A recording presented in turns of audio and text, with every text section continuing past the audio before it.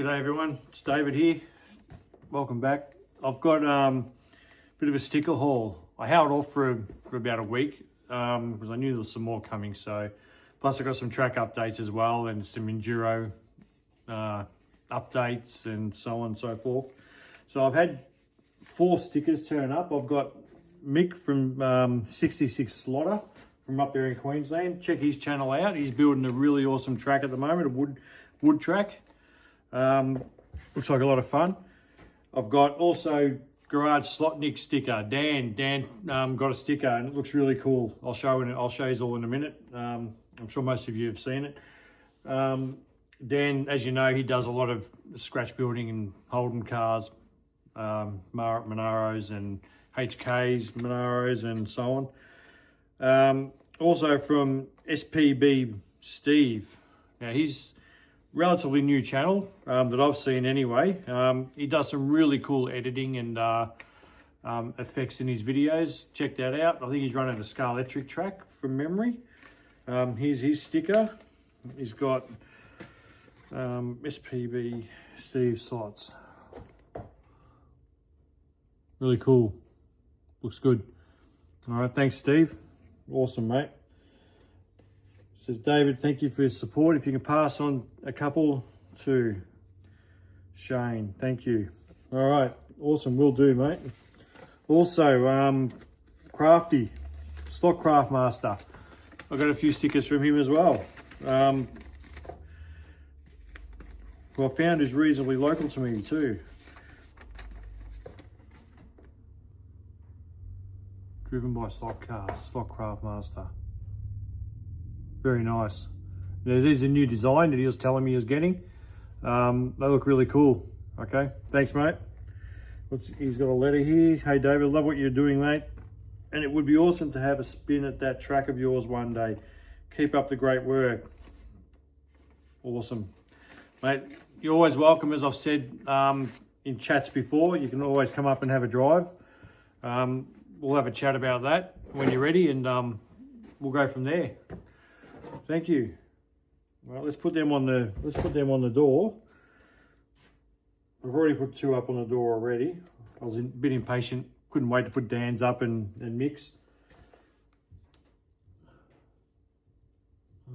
So Stockcraft Master is there.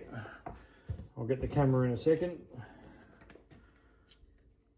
Steve's one, which looks like he's got a little Escort on there, a little Golf Escort. All right, Steve's. All right, let's get that camera down. I'm making it easy for myself. There we are. So there's Mick's 66 Slaughter. Really nice. Love it. Dan's. Cool sticker. Steve and Stockcraft Master. Awesome. All right, so a couple of updates now on the track. It's before I get into the timing and everything, that I've made a few changes to. I've got some more lights. As you know, all the other towers are done, and the magnetic racing tower over there, the 3D ones. The pits are coming along. The actual building needs a lot more work. I've got to put some signage on the front here, and yeah, so I've put some concrete. And that's my biggest dilemma at the moment. Every time I go to do something in the pits, I'm knocking my lights over. So I forgot to mention that Stockcraft Master, if you haven't seen already, I'll put a link up. He does some really awesome stuff with his pit bays and everything. His pits, you look inside the garage and you see computers and everything. Some of the stuff he does, which is printable as well, looks so good. So I'll put a link up to that and get onto that. Really realistic looking pits and like pit boxes and stuff with great video detail on how to do it. So yeah, so my lights here, I got them working thanks to Johnny V and his little adapter. I'm not sure if I can see it under here. I think it's under there somewhere. Good view of my wiring, good stuff. So yeah, I'm gonna figure out what I'm gonna do with the windows in here and other stuff. I've got to make this look a bit more realistic with some tyre marks through the pit lane and so on. So these lights are now working, and I've put a couple of switches down here. And one's got an LED. The other one was meant to have an LED as well, but I was using it. Been using it for about 3 days now, and I turned it on and it didn't work. So, but the lights still work. So, as you can see, you got the main lights on the light towers, and you got the pit lane as well. Pit lane's on there. Turn them off. You got the lights underneath inside the actual pit bays or the workshops. So all working. So I'm happy with that. We just need to touch up around the base of the lights. I'm going to paint it a bit with a bit of white paint, make it look a bit neater. And I'm going to attach this properly again because I had to take it apart to drill through and run the wires. So there you are. Also now I've got that Enduro coming up. I've got the timing set up. I've got this the heat set up. I think we're going to do 10 minutes because there's an extra person now, which is going to make it 26 heats. So as you can see there, it's quite a bit. It's going to go for a while. So, and I've managed to have them all staggered as well because I was having trouble with part of the system, or the program, where I was working out the heats, and in the next heat, as you can see on heat 2 down there, it's got 3 different people. Now, previously, it would have Jeff, Digger, Mount Dunedin, which is Scott and Dave and Dad. And in the next heat, it would have another 2 of those, or 1, doing another heat straight after. Now, being 10 or 12 minute heats, I haven't decided yet. I thought that was too much. So I managed to figure out how to get it into a random rotation and all that, and moving files and what have you. So I'm really happy with that now. So no one is going to do a heat after the one they've just done. They'll have a break for 10 or 12 minutes or whatever. And then they might race after that one. So I'm really happy with that. So what I've done as well is, not realizing that the computer that I purchased, the cheap Kogan computer, actually is really good. It had 2 HDMI outputs. And I didn't realize that. I don't know why, I just expected it not to. So I went out and bought this splitter, which is trash. All right, so didn't really do anything. Maybe I did something wrong, but I tried a few configurations. Didn't work. So I was lucky enough to have the HDMI outputs, 2 of them on the actual back of the little computer. So now I've got another monitor running, which this was just for testing. So this is not the actual monitor I'll be using. I've got a 32-inch screen that I'll be using for this. This shows you the actual running laps. All right, I'll go back here, put the car back on. It should be running. All right. 5, 4, 3. Got a yellow flag at the moment. 1, go. All right, so that's running through, and it's got live timing through this program. All lap record.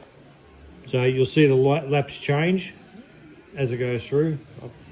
This is I've got some tape around the controller so the car runs. I could probably do it with all 3 of them, but I've got the monitor on the track, so it's Davey's dodgy digital, if you want to call it that. All lap record. So now you'll have live feed, like during the Enduro. I plan to do at least 3 hours or so of it.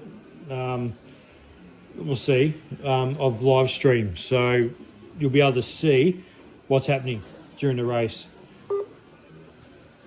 This monitor's actually got sound, so it's like a TV with HDMI input, so it works well. But I've got a 32-inch LCD, but I just don't know where I'm going to put it.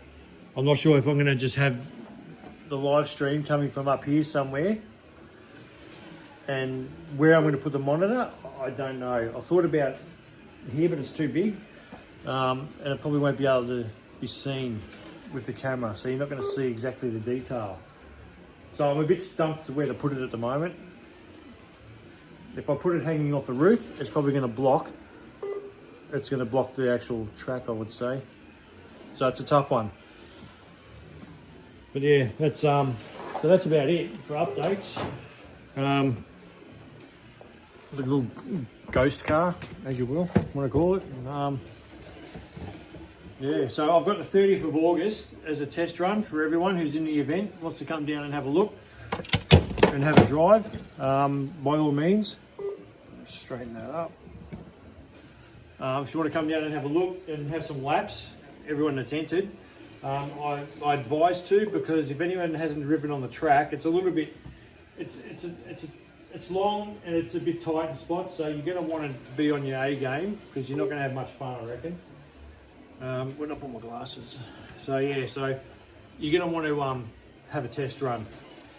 This weekend we've got Uncle Graham, Dad, Shane and his family are coming. At this stage they are. I don't think Shane's coming, but I'm not sure if Becky and Charlotte are coming. He hasn't confirmed yet. That's actually quite neat, running around on its own. Might go digital, eh? I can't afford to do that. This is enough. Yeah, so that'll be a good weekend. I'll have a couple of my boys out here racing, maybe the girls as well.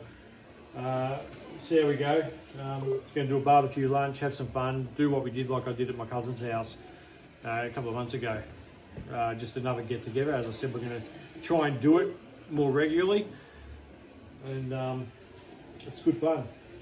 They haven't seen this track yet, so they haven't ran on it. They've seen it, but they haven't ran on it. So yeah, I think that's about it. All right, no new cars as yet. I haven't bought anything that I can remember. But yeah, so all right. Thanks for watching. Catch you later. Also, forgot to mention I've added some driver station bins for some tape and whatever else you want. You could probably sit a car in there if you like, or I'm not sure if I did this in another video, but anyway. So you put the tape in there. These lint rollers, I picked them up for, I think it's like, I got ripped off. It had $1 written on the box in Bunnings. And I went and paid for them. I looked at the receipt later. They charged me $1.99 each. They seem okay. But what I've done with them is I've worked out, one-handed again, doing a track roll right around the track, rather than shammying the track. I've just rolled it and I get a heap of crap. So I reckon they're better for that. Because they just sort of, on the masking tape, it sort of contours to the wheel better. This one you got to run them along the edge. But yeah, anyway. So yeah, baskets, lint rollers, fun.